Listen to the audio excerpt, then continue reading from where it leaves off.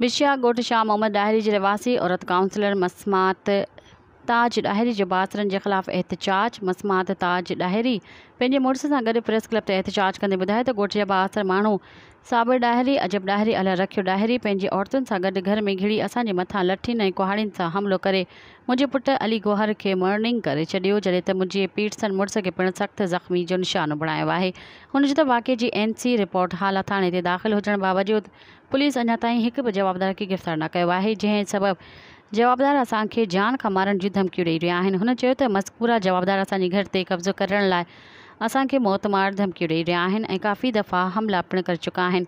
हुन मुतालबो कयो त घर ते हमले में मुलविस जवाबदारनि खे गिरफ़्तार करे खेनि तहफ़ुज़ फराहम कयो वञे।